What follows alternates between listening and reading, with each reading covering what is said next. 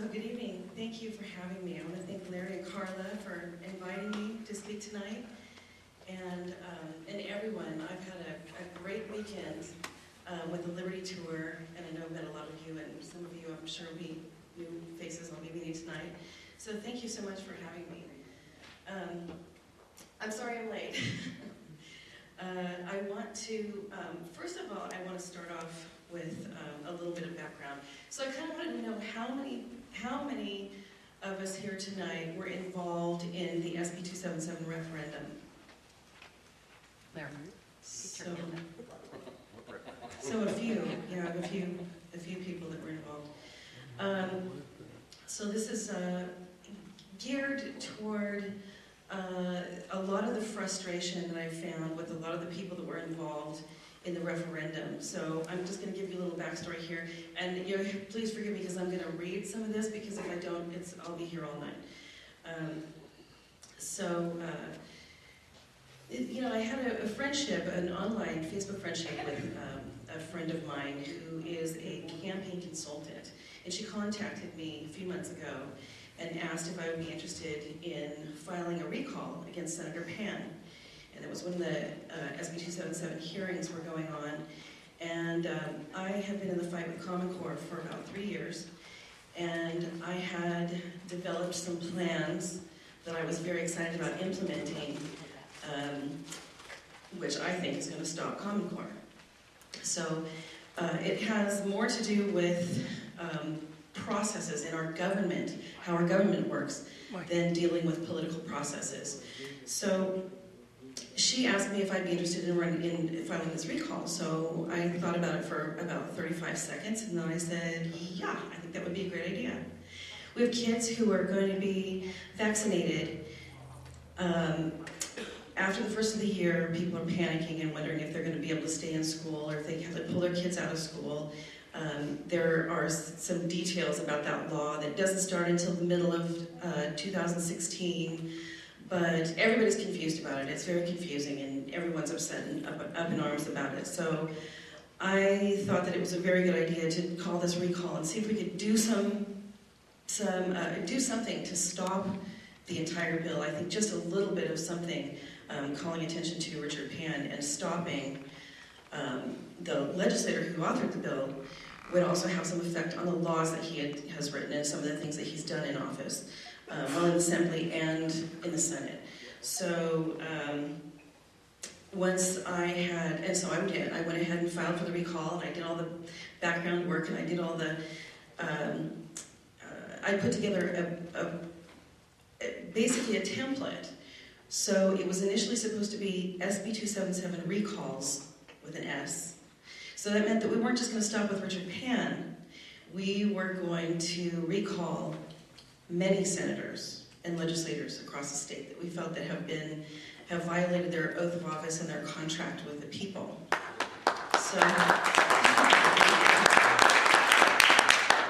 So once I had gotten that off the ground, and I had established a relationship, you always kind of want to endear yourself with the people you work with, and one of those was the attorney at the Secretary of State's office and their secretaries. And once I had done all of that, it's a process you have to go through, and it took about 2 months. So during that time, while we were waiting, she asked me, this friend of mine, what I thought about a referendum. And I didn't even have to think for 5 seconds on that one, and I said, no, it's a really, really bad idea. And after I told her all of the reasons why, she never brought it up again. And we were on the phone probably 8 to 10, maybe hours a day for a couple of months. And then she moved on. Once the Pan recall was set and we were finalized and approved, I was minding my own business one night, and I was sort of trying to relax and scrolling through Facebook, and what did I see? I didn't start my computer here, so let me get this going real quick. And so what did I see? But, well, I'll just, okay, I'm sorry, hold on a second.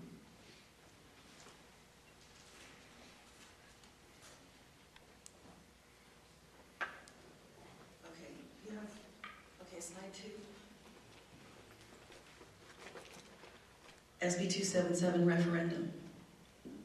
That's a professionally designed logo. They paid a professional graphic artist to do that. And all of the groundwork was done after we had had a talk and we were consulting each other. And she had this off the ground and she pulled Tim Donnelly into it and got him, he is actually the front man and the one who actually filed it. She is not filing any, her name is Lauren Stevens, by the way, if anyone's heard of her. And she wasn't filing any of the recalls or referendum. So it was up to other people in the individual districts and so forth. Anyway, the recall was supposed to be a statewide effort.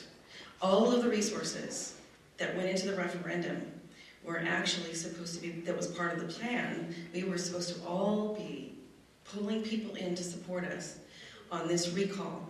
We needed 36,000 signatures, and we had 180 days to do that. And so there's no reason whatsoever that we couldn't have had 100,000 plus signatures on the recall. But at the end of that recall, 3 months, after 3 months, we had, I'm pretty sure we were pretty close to the 300 and something thousand signatures we needed for the referendum statewide, but we didn't have even 2,000 signatures for recall PAN. So all of the resources went to the referendum. So it was extremely frustrating and all that, and I felt completely derailed, but I knew that this was coming from a good place. It's coming from her heart. She has 2 children. She was fearing for their lives and for their safety, and she has a beautiful home down in Central California, and she didn't want to have to pull up stakes and leave the state. And this is something I'm hearing a lot of people wanting to do. Leaving the state, they feel that California is done and they're going to have to leave the state, leave their sometimes dream homes and transfer to another state to be safe. Of course, this is something I do to try to educate people that you're not going to be able to stop with just moving to one state. Pulling up stakes from your home and all your dreams and your life in California is not going to save you going to another state, because this is not just a state thing. This is a nationwide thing and a worldwide thing. So anyway, I just wanted to give a little background. I won't speak horribly about my friend Lauren, but I won't be speaking all that kindly of her either. But I've had a lot of unfortunate challenges with the recall. But the bottom line is, and I think it's really important to say this too, is that it really didn't matter, because my ultimate goal was not to recall. Again, we're talking about political processes, and these political processes, if they were to work, I just want to kind of poll everyone here tonight. We had a recall. We recalled Gray Davis, and we got Arnold Schwarzenegger. And so how is that working for us? Yeah. So, and I think this is what's happened, is that most people that were involved in this, even I was to some extent, I knew this going in. This is why I didn't want to call a referendum, but I had to keep my mouth shut, because I had 3 months to support people doing both the referendum and the recall.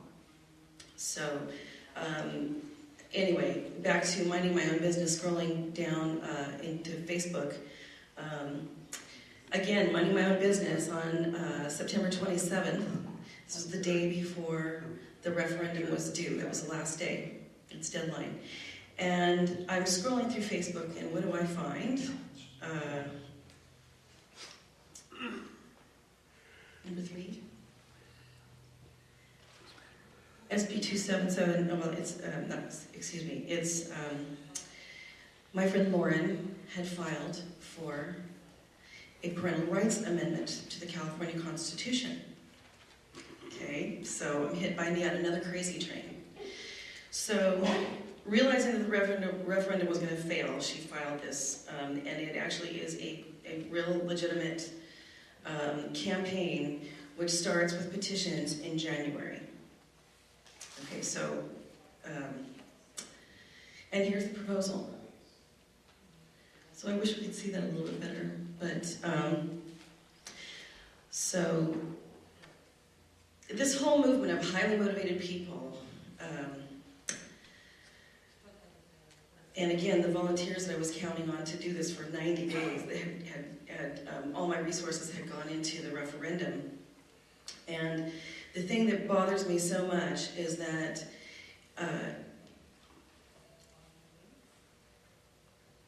now we have those parents who are feeling dejected and defeated because of the failure of referendum. And I'm monitoring Facebook about every other day now. And it's really sad. It's really, really sad because these people who were so active and so hopeful and had all their, some people, I know at least a couple of women who spent all of their time. One gal, her husband had a heart attack. And she ran to the hospital to see him, and then she ran out there to her table and was petitioning on this. So, I mean, and another guy quit his job and did this full time, spent his own money, and their hearts and their minds and their souls and their family was all into this. And so they're feeling really, really defeated after the failure of the so-called failure of the referendum. But this is cause for concern for me, because I feel that some of the devotees of the Convention of States will see these folks as low-hanging fruit. These are the people that are going to be ripe for signing on. Here, I know you feel defeated, so here, sign this petition, because we don't have any parental rights, right? We don't have any parental rights in California. We have no parental rights in the U.S. Constitution. So we need a parental rights amendment. And so a lot of people, to my horror, don't understand why we don't have a parental rights amendment to the Constitution. But we actually do have California laws specifically protecting parental rights. So,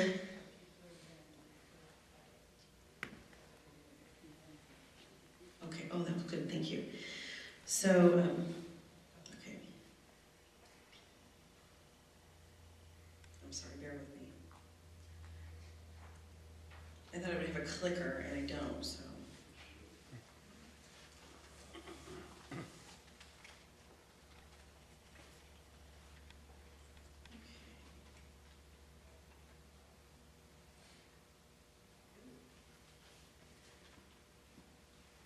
Okay, 1 second.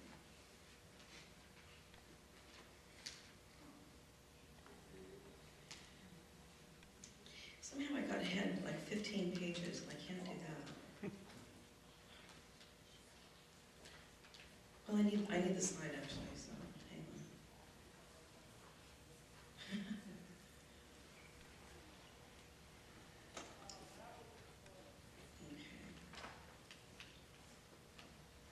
Okay.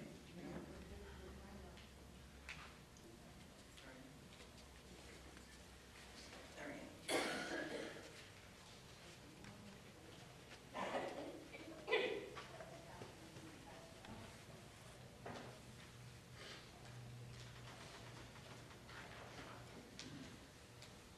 Okay, so, okay, yes, it is a highly contentious and mandatory vaccine bill. Does everyone know what SB 277 is about? Is everyone familiar with that? No? Okay, SB 277 is the mandatory vaccine bill for K-12 public and private school. So this is a mandatory vaccine in order to qualify for public or private school for K-12. And this law specifically abolishes the personal belief and religious exemptions. So the only way that you can get the only way you can get an exemption is to get a medical exemption, and it's extremely difficult for people to attain those. So, okay, so, let's skip ahead to number 7.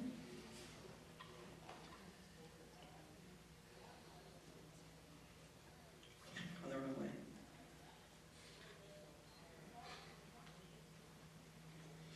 Okay, so we had lots of people, lots of happy faces, lots of joy. I don't think it was a waste. It was definitely not a waste of time.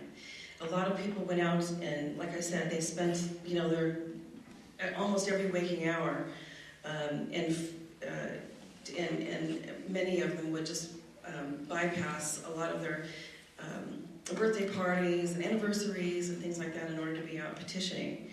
And but it wasn't not a waste of time, because a lot of people had, more people had jumped on board with this effort than I have ever seen. And this was across the spectrum, from extreme left to extreme right and everything in between.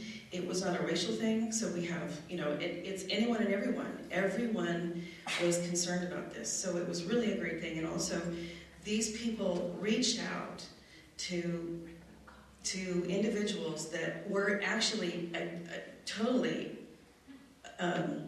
proponents of mandatory vaccines and were able to change their minds. So this was not a bad thing. There was so much outreach and so many people that were educated that otherwise would never have heard about this and would have just taken their policy prescriptions and gone on with life. And many, many of those would have been injured too. We have statistics on that, so we know that a certain portion of individuals who are vaccinated will be injured. So it was definitely not a waste of time. So, okay, clicker.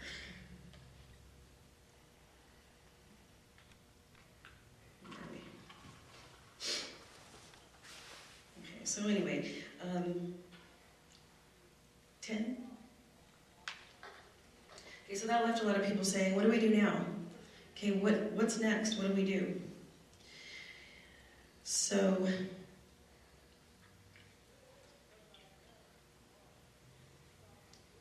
see, okay, 12.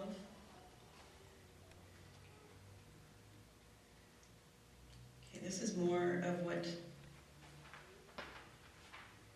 of what we had people showing up. This was the Senate Judiciary hearing, and there were over 1,200 people there.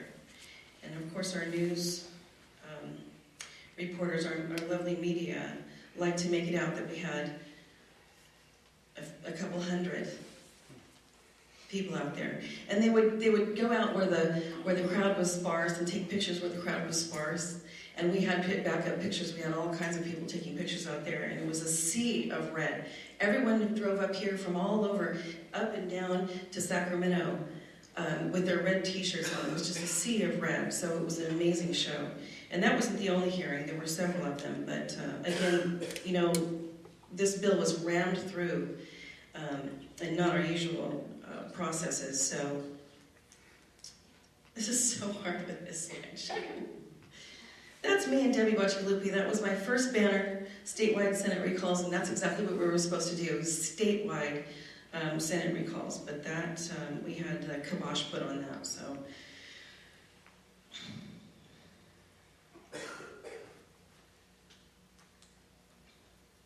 Okay, I'm completely off track.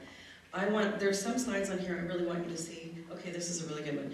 Okay, so this was co-authored by me. I filed the recall against Senator Pan, and my partner, Aaron Mills. And he came up with this term, pharmatrician, which I thought was super swell. And it certainly fits Richard Pan, for sure. So in our original press release, kicking off the recall, we stated that the bill that he authored was unconstitutional. It's an illegal law. It's an illegal, illegitimate, unlawful law.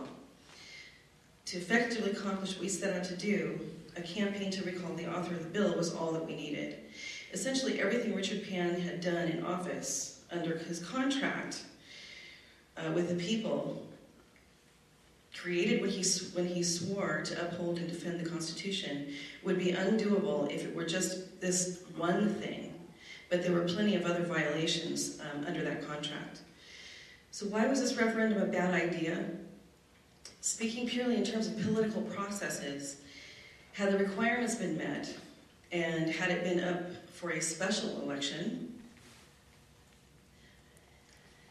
it most likely would have worked. But it's time for a reality check in terms of voting processes and how Americans come to the polls. So, for the most part, people have to be practically physically extricated in order to show up at primaries and midterm elections. But this actually would have gone to the November ballot, on the November ballot. But if it had gone to a special election, there was a possibility that that could have worked, because when people show up for special elections, they have a vested interest. And most people who need to be extricated in order to show up at the polls don't go.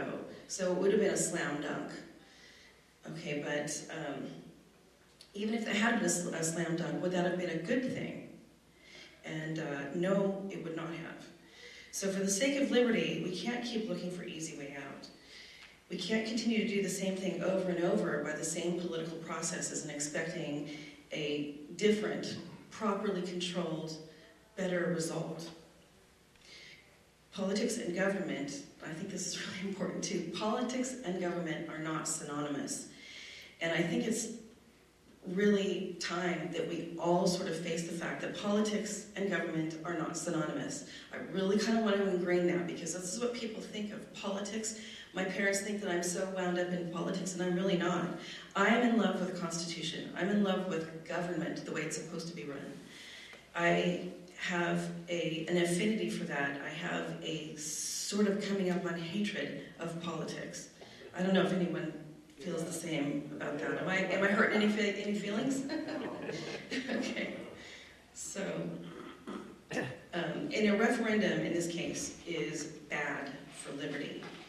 Because what are we going to do with another unlawful law?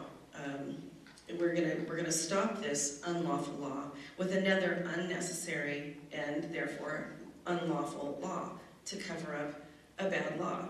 And it's just that ridiculous. But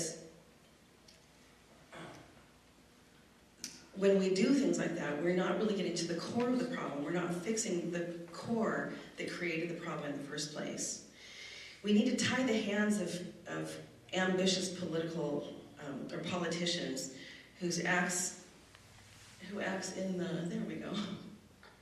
This is Richard Pan, author of 277. Ben Allen is a co-author. And Hannah Beth Jackson. How many people know Hannah Beth Jackson? Anyone?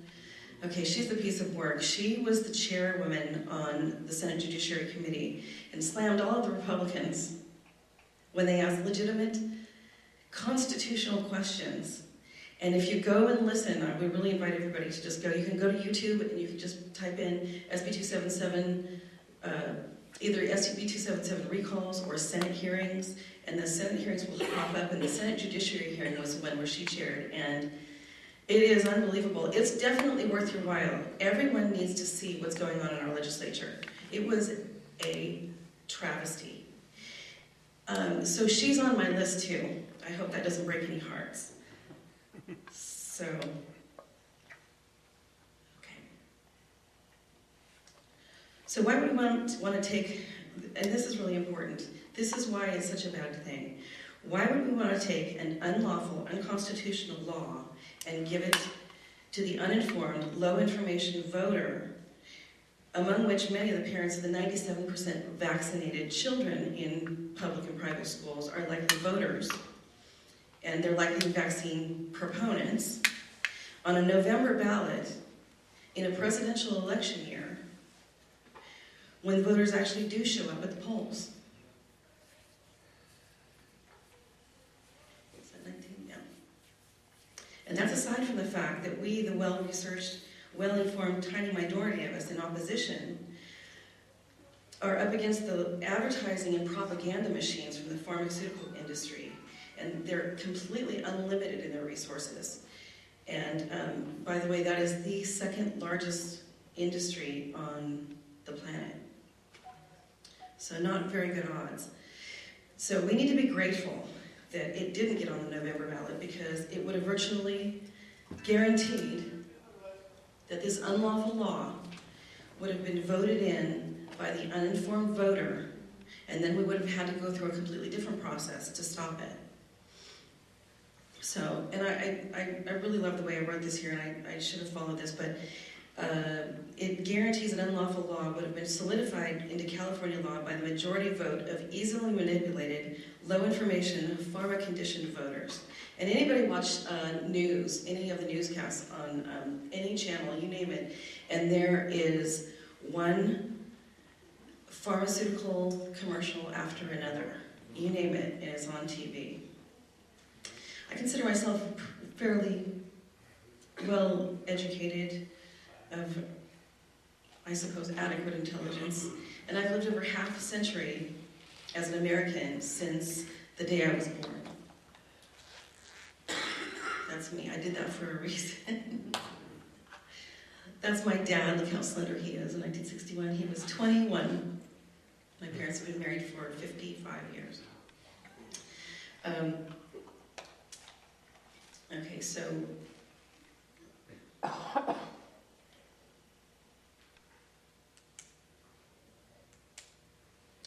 okay, I know some of the things that I say sometimes, I think I have a filter. I believe that I have a pretty decent filter. But sometimes when I get in a crowd, or sometimes when I'm talking to a group of people, I don't use that filter as carefully as I should. And sometimes I come across fairly brash. And so sometimes I feel like I kind of get a little bit audacious. So, and a little bit Jonathan Gruber-esque. So does anybody remember Jonathan Gruber? Everybody know about Jonathan Gruber? Consider the stupidity of the American voter. Okay, so 22, can you play that?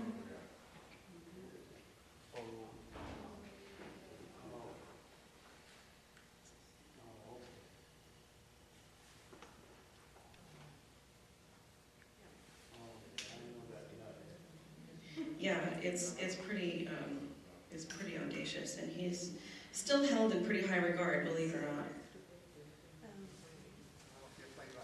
Who is he? He's playing. About the stupidity of the American people. Oh, yeah, he's right. Okay, all right, it's not going to play. Well, what he did is he got on several talk shows, and he was blathering on about Obamacare and the things that they had to do and the hoops that they had to jump through, and named a lot of people too, some of which would really probably surprise some and not surprise others. And ultimately, it was all about duping the American people. And so that was what it was, is that we're talking about all the things that we had to do in order to fool the stupid American voters. So, audacious, that was my point, is that it's very audacious. But these are the people that are held in high regard by our government, elected government officials.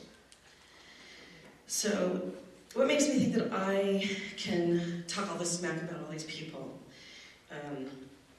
Because I'm one of them. Okay, I went to school. I don't know how I got to be 50-something. I sat across the way there a little over a year ago for my first ever Chris Ann Hall workshop. Anyone been to Chris Ann Hall? Mm-hmm. Yeah, fantastic. And I was angry. Matter of fact, I was in Grass Valley for the lecture the night before, and I hadn't intended to attend the workshop. But once I heard that lecture, an hour and a half or 2-hour lecture, I was mad. I don't know how anybody else felt, but I was mad. And I couldn't understand how I could get to be 50-something years old and not have known all of this stuff. And I was angry sitting there thinking, why couldn't we have this 2-hour class and elaborate on this over a whole semester or a year, or expand it upon for 6 or 8 years? I think this is one of the most important things that we have in this country. How to run our government, what our founding documents are, how to hold our government accountable. This is one of the reasons why we don't have this education in our schools. But it made me mad. But I didn't get bitter, actually I got active. So, and it turns out that it was a good thing because it made me actually do quite a bit. So let's see how simple. I forgot my pocket constitution, so I'm just going to rely on the next slide. Okay, so this is the pocket constitution, and there's all kinds of stuff in that. The Declaration of Independence, the Constitution. There's a bunch of other stuff in there that's good information if you're an activist. There's all kinds of good information. There's different versions, but this is a really great one. And it's a teeny tiny little book. All of the things necessary to run an entire nation. Okay, and then we have that, compared to 200 and something years later. Oh, thank you. It's in my bag. I have several. So we have, everybody's seen this. Everybody has one and refers to it often, I'm sure. And this is what we have, something like this. The Supreme Court's version of their opinions of how to run our government. So when we learn the true history, not the fabricated mythical version, but not the rewritten version that we're seeing in Common Core and that kind of thing, and what we're finding in our schools today, but when you learn the true history of our founding and our founding documents and our founding fathers and those who sacrificed to give us what we have now, what we're holding on by a thread to, you would be shocked to find out how badly you've been duped. And once you're aware, and once you begin to see what's going on, how the people who we've elected are duping us every day, it's shocking, it's heartbreaking, it hurts, it's depressing. And I wonder, is it mindlessly that they do this, or is it mindfully? So when you can see it happening everywhere, it's painful and depressing. But you know you can't unknow this either. You can either pity yourself and your children's future, or you can extricate yourself and do something. So putting an illegal law to a vote, whether on the House floor or at the polls, is profoundly absurd. Americans are not stupid by any means, but the referendum on SB 277 illustrates how devastatingly uninformed we all are. How many among us have approached from how many among us approach this from a fully informed perspective, and how many of us have civic constitutional training? Well, out of this pool of misinformation and inadequately informed citizens, we elect our representatives. Not only are they mostly unaware of their proper role, but they come to realize that we are unfamiliar with their proper role as well, and that we don't really know how to hold them accountable. So once they know that, they have carte blanche to do whatever they want, and they do. So we have unknowingly fallen victim to the deliberate dumbing down of America. 28. There we go. Has anyone seen this book, The Deliberate Dumbing Down of America? This is a fabulous book. This goes way back into the 70s. This is written by Charlotte Iserbyt, who was, she was the Secretary of Education under Ronald Reagan. And she caught on to a lot of the corruption and the socialist indoctrination, and she called them out on it, and she got fired. So she wrote this book, and there's a lot of history that she found out through her own family, and a lot of it from her father. And this is a really, really, it's a very voluminous book, but you can download this for free on the internet. It's the deliberate dumbing down of America, and you can just Google that, or I think it's deliberatedumbingdown.com. And I would encourage everybody, if you just read the first 20 pages, it'll blow your mind. So we've unknowingly fallen victim to the deliberate dumbing down of America. There we go. And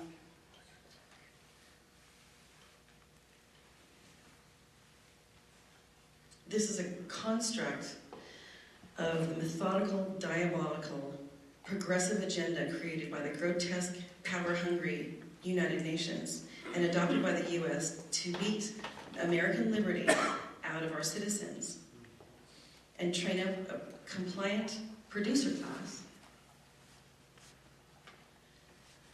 to serve an all-powerful ruling class. Wait, where do we go? Yes, Cloward and Pippin, yes. Okay, back there. I went the wrong way.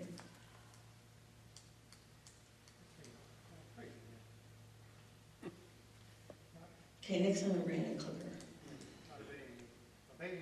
Okay, so to train up a worker class to serve an all-powerful ruling class. Uh-oh. Back, you went ahead. Backwards.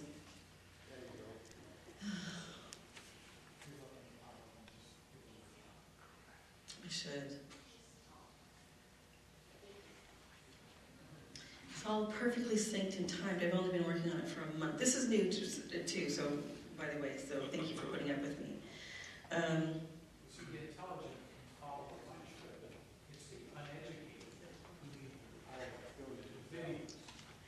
Okay, so I'm just going to forego the awesome slides that I have here. So some of them are actually kind of fun. Anyway, we're at the point in America where the servant has become the master. And the true master doesn't know enough anymore to be outraged or how to put the servant back in its proper place.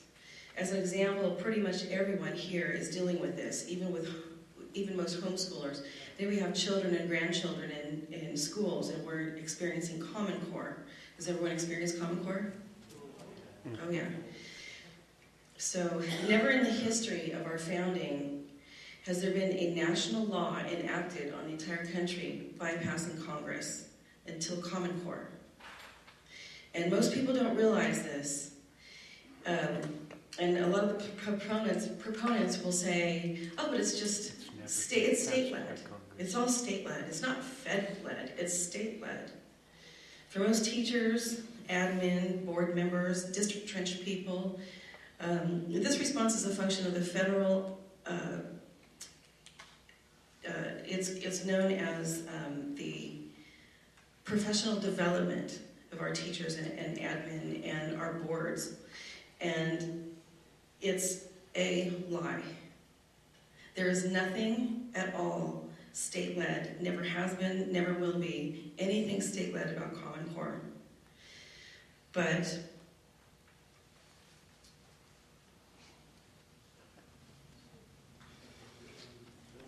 okay, that was an important slide. Okay. So, is that 37? That's 38. Okay, that's fine. Okay. Since its adoption by Congress in 1992, the progression of United Nations Agenda 21 has gone so well ahead of its original 2050 timeline for worldwide implementation that the UN announced its new accelerated Agenda 2030 timeline at the World Summit in New York in September. You can go to slide 38, and this is the last one I'll try to get out there. This is slide 38. This is the UN Earth Charter. Has anyone read that? Has anyone read the Earth Charter? Unbelievable. And there's sort of I like to, when I refer people to the Earth Charter, I also ask them to go and look up the 10 planks of the Communist Manifesto. And when you read that, you're going to find, probably to your shock and horror as well, that we are currently living in a communist system. So we are supposed to be a republic, but we are not a republic. We are actually functioning as a communist system. So we have to do something to stop that. And it all just sounds a little bit 1984 Orwellian, but it's real. And it's coming at you at bolting speed, only like the frog in the pot of cool water. You'll never feel the incremental heating of the water until you boil to death. Think back just 20 years ago, 30 years ago. Who would ever have believed that we would be faced today with the multiple thefts of liberty in one fell legislative swoop? Of course, there's been many, but this is a huge one. The SB 277 was a huge one. This is a violation of property, a violation of personal property. And it's devastating. So, and yet here we are, expected to take our policy prescriptions and line up our precious children to take our state-mandated chemical injections, assuming all of the risk of devastating injury and even death. Never mind that you object based on moral and principle or religious beliefs. Whether you have 10 children is a theft of liberty that affects everyone. So the year 2030, where will you be in 2030? Where will your children be in 14 years, 2 months from now? We need to stop. We need appropriate action. But what is that exactly? Do you know how to rein in out-of-control government? Some of us believe we do. But are we right? And are they right? When other people tell us that they know how to do it, are they right? Let's just see what's on today's docket. Okay, this one is important too. Slide 42. Okay, this again is, I'm going to tell this story too. Just before the 9/28 referendum deadline initiated out of fear and desperation, we suddenly have a new solution to government overreach, a proposed parental rights amendment to the California Constitution. Yet again, another ill-informed, short-sighted idea that sounds really good, especially if you're fearful of government-mandated vaccines on your babies and feeling defeated on the heels of the failed referendum. But I know where this originated again. I know it's coming from a good place. I know that there was no ill intentions or maliciousness in it. But submitting this to the uninformed voter, again, carries the promise of something infinitely more cruel than a mandated vaccine law on the very people it attempts to protect. The very last words in the proposed amendment, 43, I think it's the next one. 43, I think it's the next slide.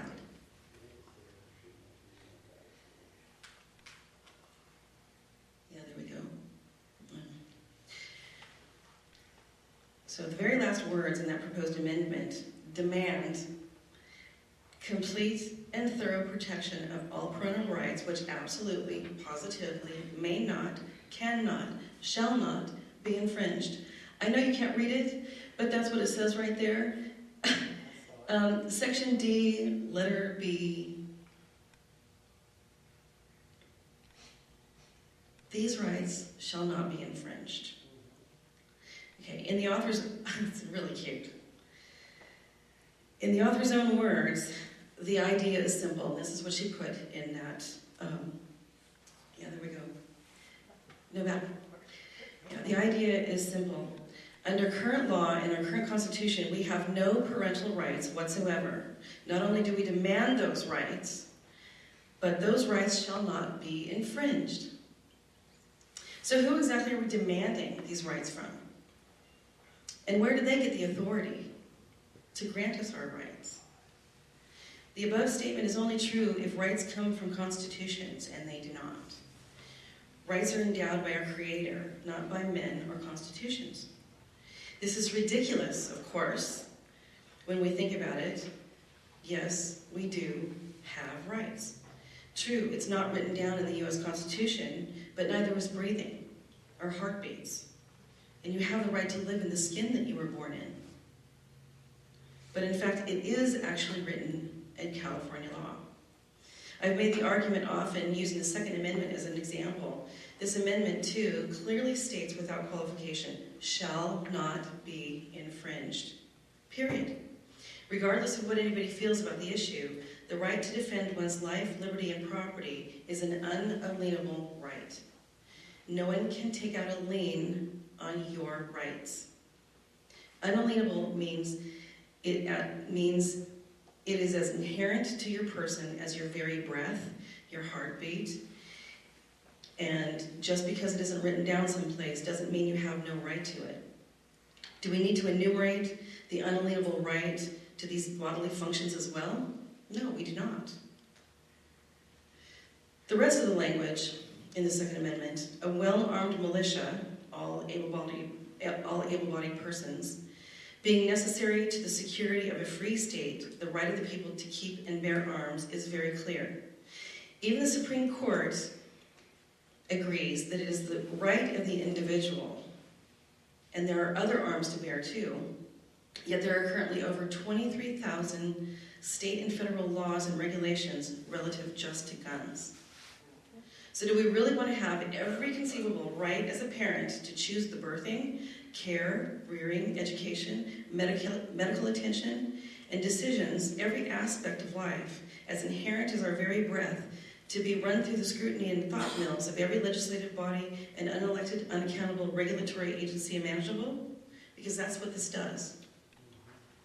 And when we accept illegal laws for the greater good, or because it makes us feel safer, or any other rationale, even though it may violate some rights, then we dilute the supreme authority of the Constitution. So why bother amending it if it has no authority in the first place? We've fallen asleep as a nation and forgotten our history and how and why our country was founded. We no longer know the principles of liberty. Proponents of Common Core, for example, swear that our schools teach true American history. I just heard this the other day from actual real-life teachers, that they teach the real Constitution and American history. And but contrary to what we were taught in school, and certainly what kids are learning now, our founders were not just a bunch of rich white guys who imagined that they could do a better job writing up a more perfect union out of thin air because they were smart. They were guided by over 700 years of history of oppression and tyranny, and they just survived a bloody war with real bullets and real carnage and death. They knew our history, and based on it, declared the end of a long train of abuses and turned compliant subjects of a kingdom into the free people of a sovereign, independent democracy. We have a democracy. Republic. We have a republic. No. Contrary to almost universal belief to the contrary, the United States of America is not a democracy. The founders loathed democracy. They did everything they could to separate us from democracy. And we pledge allegiance to the flag of the United States of America and to the republic for which it stands. Parenthood was not a new thing or a fleeting fad in 1791 when the Bill of Rights was ratified. That parental rights is not spelled out in the Constitution, was not an oversight of the founders. There's a reason why they didn't list such fundamentally basic things as parental rights and heartbeats and breathing, because those things are inherent. It goes without saying. And because as soon as you do, you give the government the mistaken impression that they have the authority to regulate it. Now I wish that I could, I don't think that I can play this video if we had problems with the other video, but this is really important. And I would really like to email everybody and send you this video, because this is one of our legislators. His name is Bob Wachowski. Anyone familiar with him? From Fremont. He's a Democrat from Fremont. And I'll try to remember what he said, because it was so egregious. So what he was talking about in this video was a police power of the state. And he was asking Ben Allen, co-author of SB 277. He was actually trying to make a statement, and I have my opinions about that. But what he was saying was, I guess I'm looking for a statement. With the police power of the state, an adult person doesn't have the right to refuse a vaccine. I mean, with the police power, we can force that person to take the vaccine. And that we don't have necessarily parental rights, that the state could go with the police power. I wonder how many times he could get police power in there. We can go into this realm of family domain, which is not absolute. So I'm curious how exactly we are going to, because he wanted to get this on the record. There was no question in that. There was no real statement. It was absurd. And he wanted to get that on the record.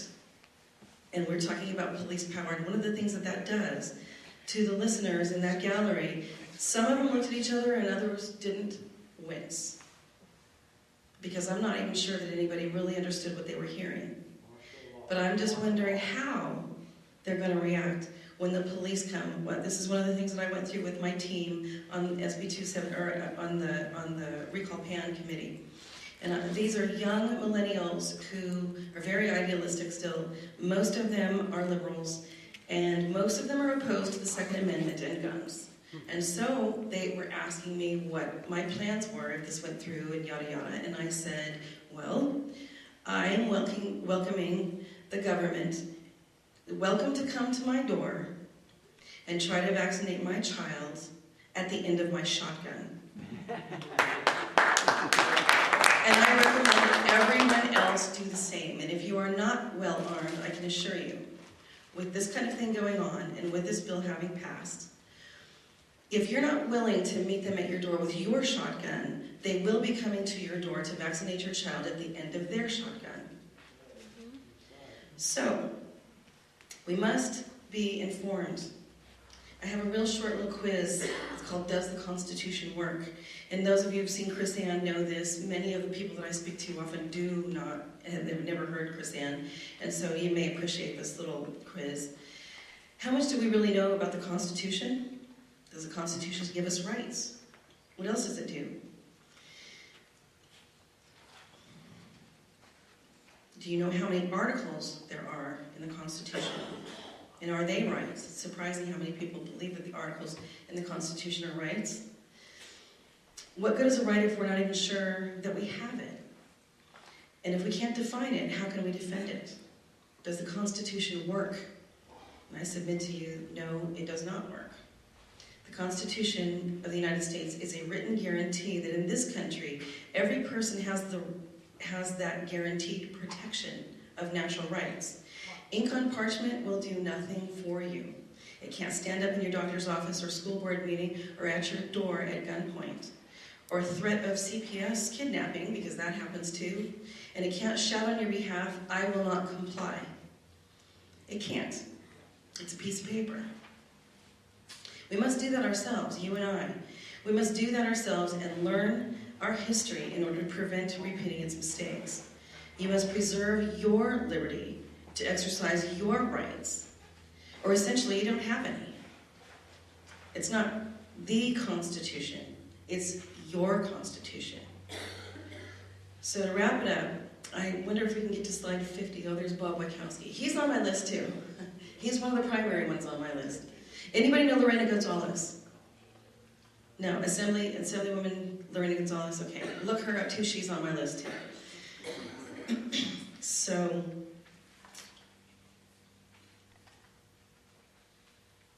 was that 49? 50.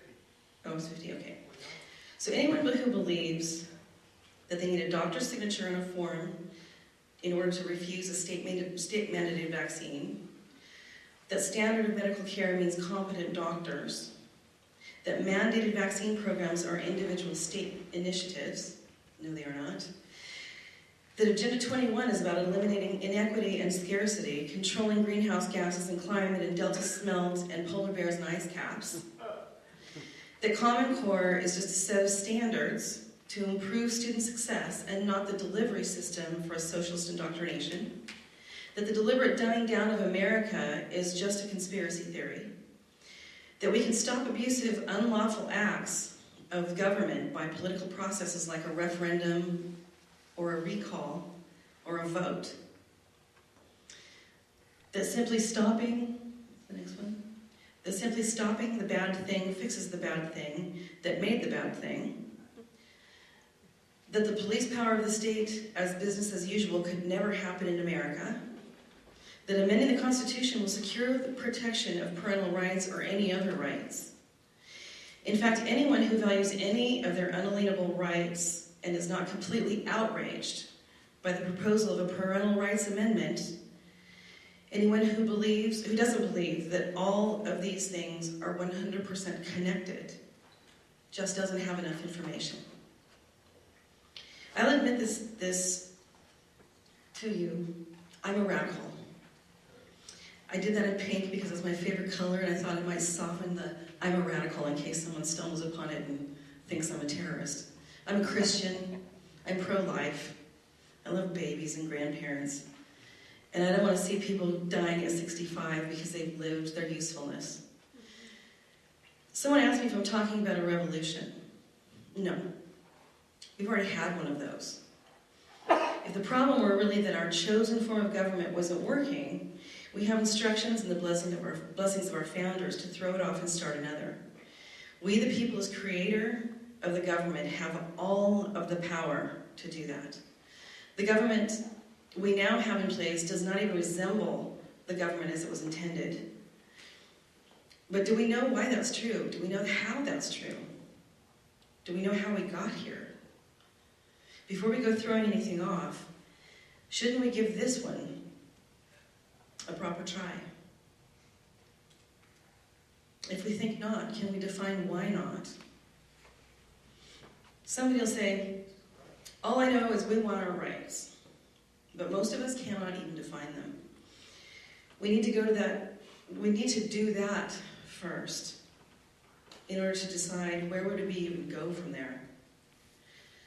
No, it's not a revolution, it's restoration. King Solomon said, there's nothing new under the sun. History always repeats.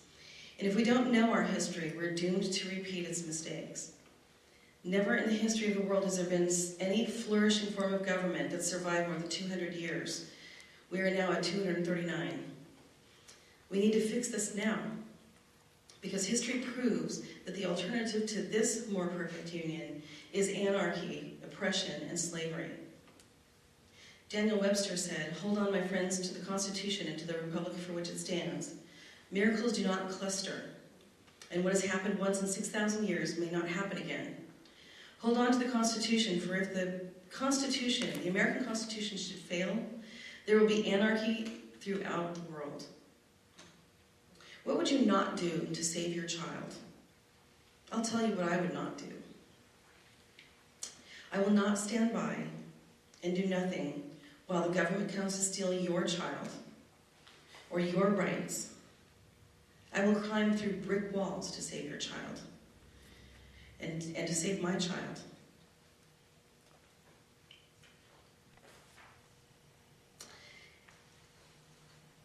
I'm pretty excited about this whole past summer of opportunities with the referendum. So many people thinking it was a failure, and I'm trying to help people to understand how wonderful it actually was.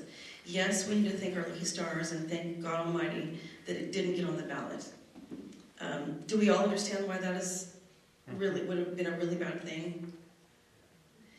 And so what it inspired me to do, though, was to get on board with something that I've been wanting to do for a long time, and that is to teach. And so I recently found, I was trying to work with a number of people, constitutionalists and constitutional scholars, to develop a curriculum to teach homeschools. I am a homeschool mom, and I would like to teach homeschool kids. And now I accidentally, it's all serendipity, stumbled upon Jake McCauley. And so was everyone here for the Liberty Tour? Yeah. Did you meet Jake McCauley? He's a wonderful IOTC Institute on the Constitution, fabulous program, fabulous curriculum on the Constitution, and I will be getting on board with that. And one of the things that we want to do is start workshops. And so I was hoping to get an idea from you folks to see how you would feel about attending workshops. We actually need every age group, everyone, every stripe to attend these workshops. And these are like Liberty Tours, but they're more focused on giving people tools that day. Activists, especially the referendum, the people in the referendum, and we still have a month and a half left of the recall. And I know that other people are doing other initiatives, ballot initiatives, and recalls and so forth too. So it was really good to understand about how our government is supposed to work, not how it works, but how it's supposed to work. And so I am working to line up a number of speakers and teachers for these workshops, all-day workshops, and so we want to do a series of them throughout the year. I'm not going to be able to start it until next year, but I hope that this is something that I am really open to feedback. I'm really actually,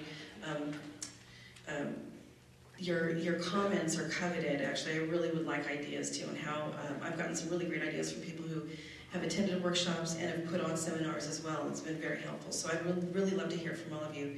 And I want to thank you. This was really a struggle for me tonight because I actually had practiced this with a clicker, but I was clicking on my computer and I didn't realize I was not going to have a clicker, access to a clicker, so I really apologize for that. But anyway, thank you so much for having me tonight.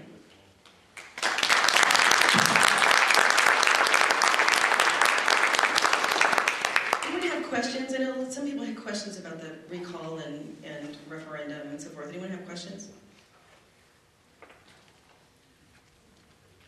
Yes. How about that other dirtbag that we were talking about? That made a statement about... Lorena Gonzalez. Yeah, police power. Yeah, Bob Wachowski. Yeah, Yeah. He was actually number 2 on my, hit list. And so, because, again, I mean, that was completely derailed. I actually have contacts in Fremont, so it would have been really great. But since we were waiting, we actually were committed to the recall pan, and the campaign is actually kind of split into 2. We have 2 separate campaigns, but they're sort of together, and it's really confusing. Nobody really understands it, not even me. And so it actually, it was derailed. My setup was derailed. But I think it's really important to understand, too, that we, again, with the recall, just like I said in here, if it was understandable, it was a part of a strategy. The recall was actually a strategy. I really had the intention of getting all of the numbers, and the reason for that is because I felt that if with a statewide effort, there was no trouble getting, in 60 days even, we could have gotten 100,000 signatures with all of the people that had all the passion for getting the monster Richard Pan, Senator Dr. Richard Pan. And yet, because that whole thing went off the rails, we did not have those numbers. So I really can't bail on that until it's over. It's not over until it's over, and then it's over. But it was our intention to file these recalls, and for the purpose, the one and only purpose, not only of getting those numbers, but to show them that yes, we can. If we just don't like you, we're going to recall you. If we don't like you and you make bogus decisions, or you're bumbling, and you don't show up, or any number of things, I don't like the part in your hair or whatever, we will recall you. But if you break the law, we're going to prosecute you. And that's what we're doing.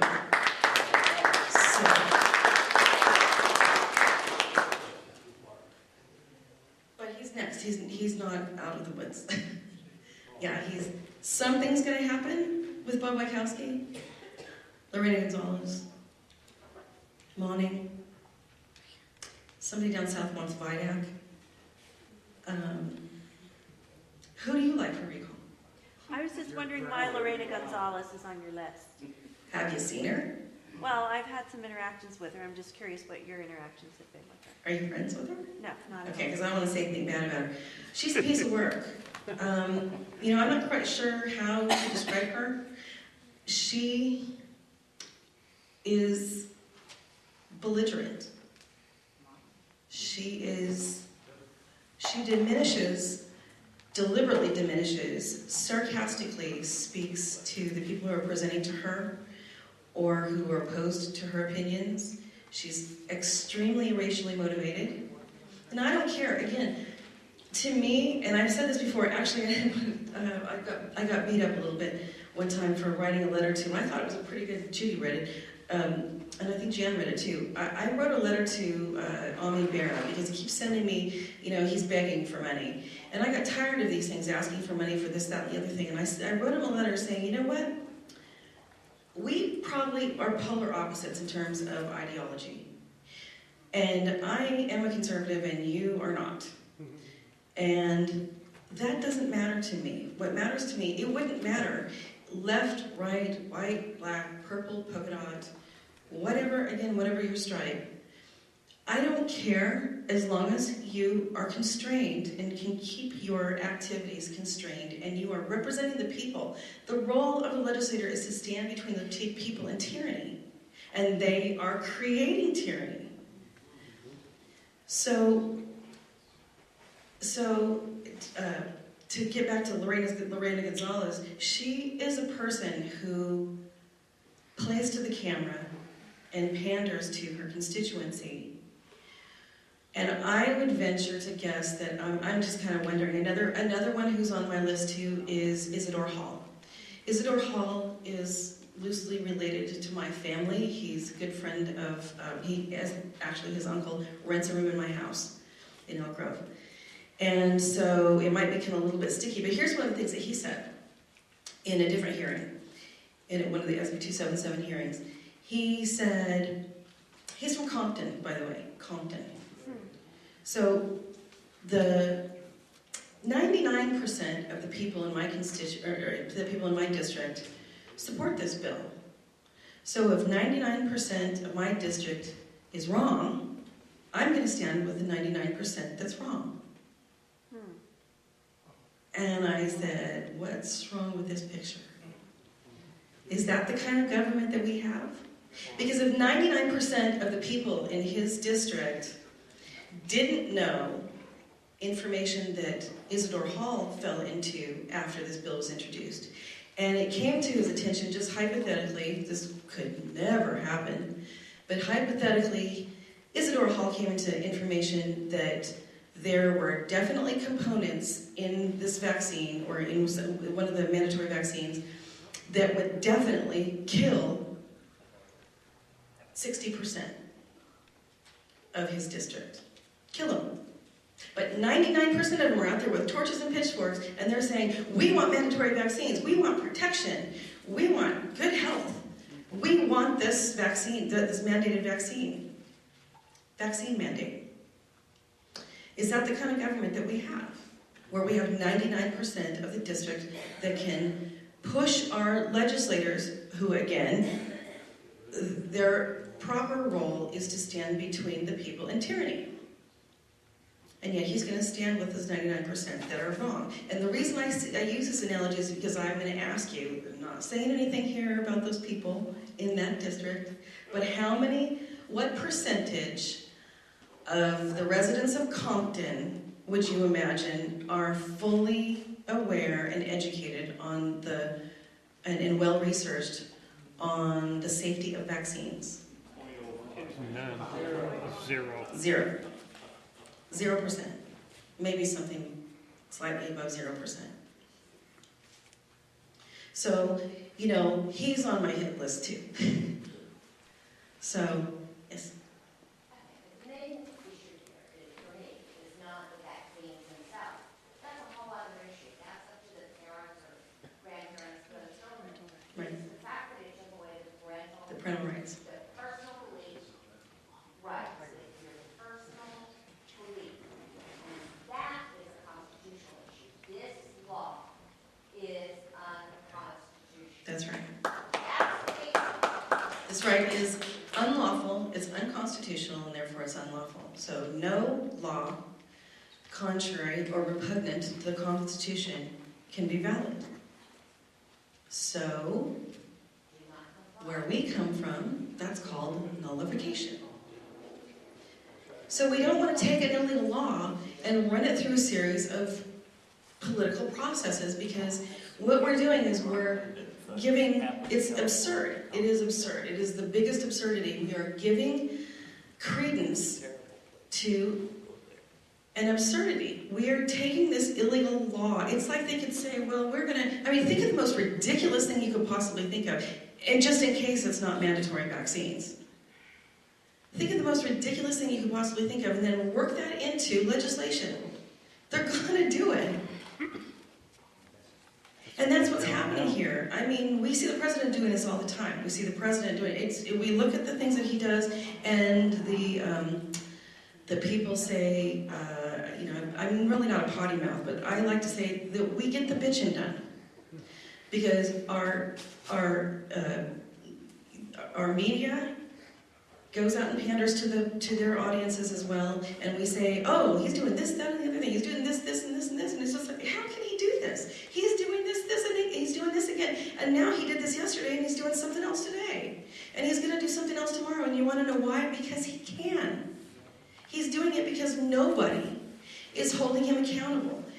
16 months ago, I said to a friend of mine in Georgia, who is a staunch liberal, who is also fighting Common Core as well, so we have a lot in common, but not ideology, except on Common Core. And I said, you know, sounds ridiculous, but he is going to have to hold a child with a gun to his head and pull the trigger on worldwide TV, and then somebody will say, what did that kid do? Because that's how absurd it is. We're doing these kinds of things all of the time. Mandatory vaccines. Abolishing, and this is something that in this right here, in case you haven't seen him, this is Richard Pan. He says with glee, and I can't really remember which, I think it was Health Committee, SB 277 abolishes the personal belief and religious exemptions. Happily. But when he ran for assembly, when he was in assembly, that was something he fought hard for because he had some other vaccine things going on. It was SB 2107 or something like that. And that was actually mandatory Gardasil. Do you remember when they were trying to, this was 3 or 4 years ago, they were trying to mandate Gardasil, which is the HPV, sexually transmitted disease vaccine for 11 and 12-year-old girls and boys. So, yeah, it's killing people. That vaccine is killing kids and adult women as well. Very dangerous. Anyway, this is the guy, and he actually won by a slim margin, but he is the darling now. He's the darling of the Democrats, that's for sure. And Sacramento is largely Democrat. I don't know if anybody realized that. It's pretty liberal. It's astronomical amounts of money. But yeah, Jan's right. This, not only this bill, but many others, this is just one that is pushing us over the, and I say it's pushing us over the edge. We've been led down a crunchy, bumpy, dirt road, and I like to say most people are trying to pick up the pebbles and the dirt clods along the way and ignoring the signs where we are going, several hundred miles an hour over a cliff. And that's what we're doing. When we take something like this and we realize, when I say what this bill does is it abolishes private property. And that always confuses people because when we say private property, of course, that sounds like we're talking about real estate. But I didn't say real estate. This abolishes the right to private property. Abolishing private property is the #1 plank in the Communist Manifesto. Abolishing private property. Your body is your property. When the government can mandate that they can violate, the government, that the people create, the creature of the people, can violate the property of the creator, we got a problem. So, guys like this have to go, but how we get them out, why we get them out, and how we get them out is just as important as getting them out. Because if we get them out by a recall process, and again, I hope it's really clear, the recall was a scare tactic, but I had every intention, if some of the other strategies that we were working on were not to happen by December 31st, well, we had the recall, and that was a sure deal. It turns out that it's actually inverse, that we have, our other strategies are actually working. Whereas the recall, well, I can only take a little bit of responsibility for that. It was like a lot of stuff going on. But to try to take them out with these political processes is just as bad. If we got him out with a recall, again, what we're doing, and I hope this makes sense, we are diluting the authority of the Constitution by saying, well, we have to get this, he's broken so many laws, it's a laundry list, and I think we're up to 65 now. 65. Deliberately and egregiously and blatantly and without shame or apology. Breaking the laws that he was sworn an oath to do. This is one of the things, too, I think I hope this makes everybody feel really good. When these guys take an oath, they swear an oath to protect and defend the Constitution of the United States, no matter what office they're elected to. And when they do that, and they violate the oath, they violate their contract with the people. They are compensated for the work that they do, that we elect them to do. And not only are they not doing the job that they're supposed to do, which leaves, the job undone, but they are doing things that they are not entitled to do or have no authority to do. So they're breaking their oath, and that is fraud.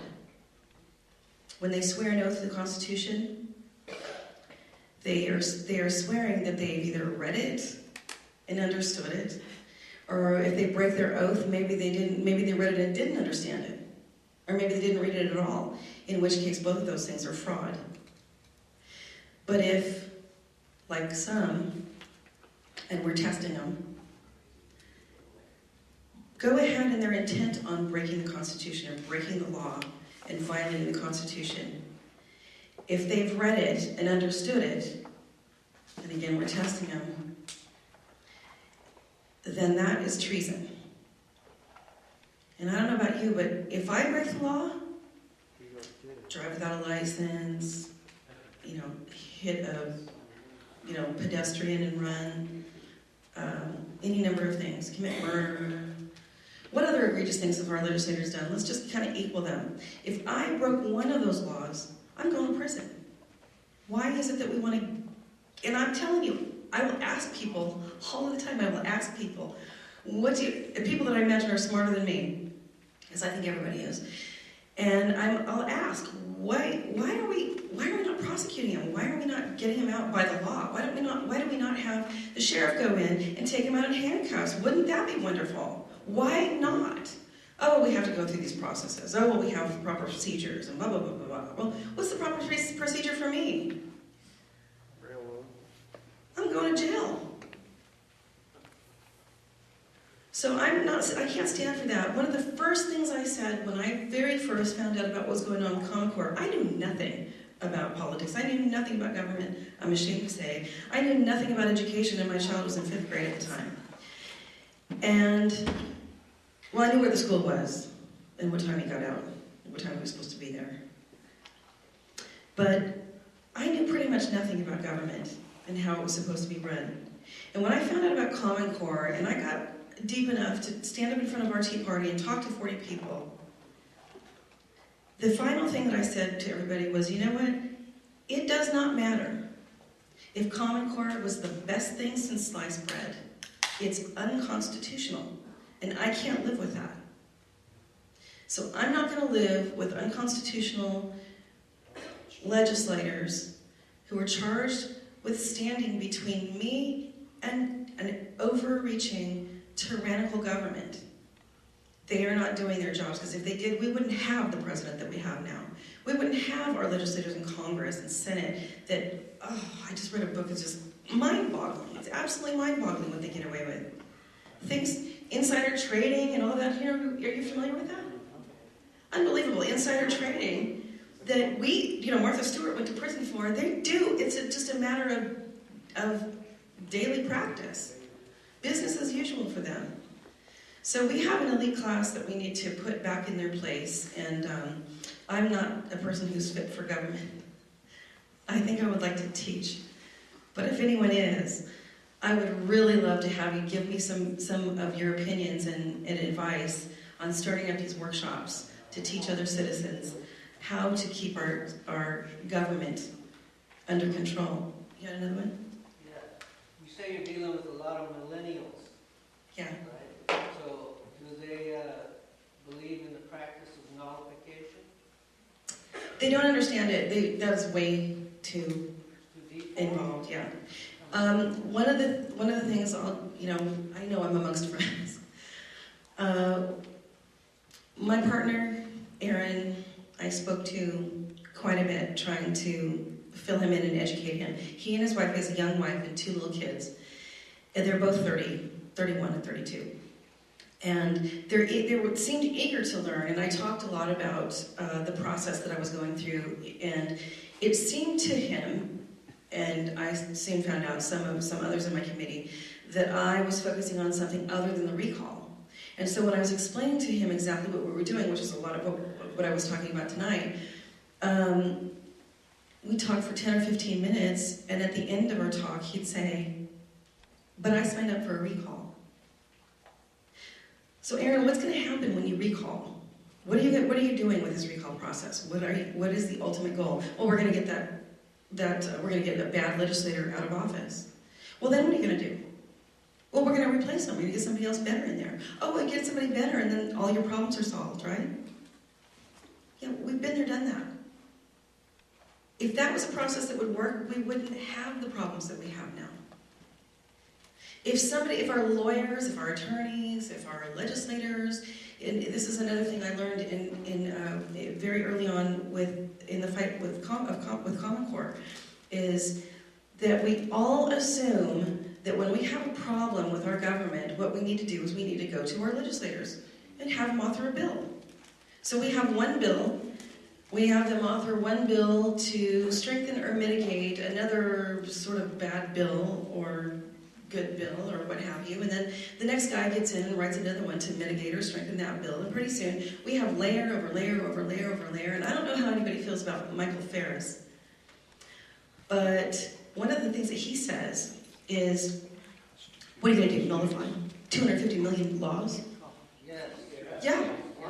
Yeah, that's exactly what I'm talking about. Why? What kind of nonsense prescribes that we go along with when you acquiesce to these illegal laws? You're saying it's okay. Again, you're diluting the strength and authority of the Constitution. We either have one or we don't have one. You can't have, I like to say, what is acceptable? 5% rape? 15%, 20% rape? Is that okay? No. No rape is okay. Just like no egregious violations or minimal violations of the Constitution is okay. So yeah, they don't get it. They are only looking at this as a political process, and much like my friend Lauren I spoke about, who's hell-bent on now the Parental Rights Amendment, which is a big deal. These people are feeling so lost, and what do we do? Where do we go from here? I'm sorry, it didn't come out that great, but where do we go from here? What do we do? We have people literally crying daily. Some people are so angry they want to file lawsuits against the people who filed the referendum and some of the leaders who were leading the referendum, because they just don't understand what was going on there, and they hung all their hopes on that.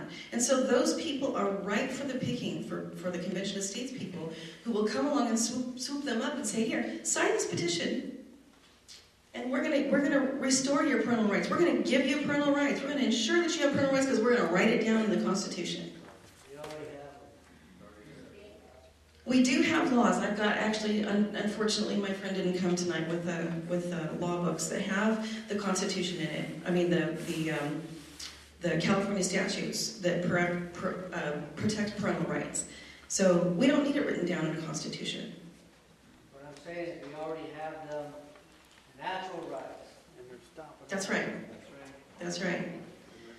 That's right, but we are so far off the rails in terms of what our understanding is, and then we have, and again, to my horror, what we have is people who are uneducated or wrongly educated to believe that these political processes are the way that our government works. And so we have gotten so far away from how it's supposed to work that it is not working at all, and everybody wants to throw their hands up and say, well, we just need a whole new system. What do we care about the Constitution? When I talk to teachers, by the way, teachers, boy, I talk to teachers who push back on the opposition to Common Core, and when you say the word liberty, it's like throwing water on the Wicked Witch of the West. They are allergic to it. They do not want to hear liberty. Do not say the word liberty or freedom. Ugh, it's a big eye roll. Yeah. You think the refugees, 100,000 of them or so, are going to care about our Constitution? Absolutely not. Well, when there are no stakes, when they have nothing, there's no incentive for them to learn because they're here, they're protected, they're safe, they're what do we call them? Dreamers. Yeah, they're dreamers. So, any other questions? Over to the left. Did I? Oh, No, I was going to say, when they were introducing that vaccine bill, what was the key headline on everybody that advertises? We're doing it for the children. We're doing it for the children. Well, Governor Berger's here is right. Same platform is used by Hitler to take the guns away for the children. that's right. Everything. So, it's just, the commonality there is just amazing. When you're in Congress or Senate, and you have Peter, you have Paul, and you're on the Peter say Paul, all of those things. That's right. And that's And that's what's happening. my wife and I was talking about how many vaccines do you have now? Well, there's 69. There's 69 mandated vaccines. Yeah, 3. Well, here's my argument. I am a measles, mumps, rubella, and chickenpox survivor. And everyone I knew my age was as well. And I never knew anyone who was vaccine injured. I knew a couple of kids that had cerebral palsy, but they're born with that. That's a birth injury. But, yeah, vaccine injuries, and now you can't, it's 1 in, 57 now? 1 in 57 has autism. Where's that coming from? And actually there are, this really wasn't about vaccines, but with the CDC whistleblowers, everybody familiar with the CDC whistleblower? Yeah, we have a CDC whistleblower now who has come out and given, he wants to give full testimony to Congress, but they won't take it up. And he was part of a group in one little office who destroyed the evidence that the MMR vaccine is damaging specifically higher risk to black baby boys. And he wants to come out with that, but they won't do anything. They won't take that up. Yeah. Thank you. Thank you.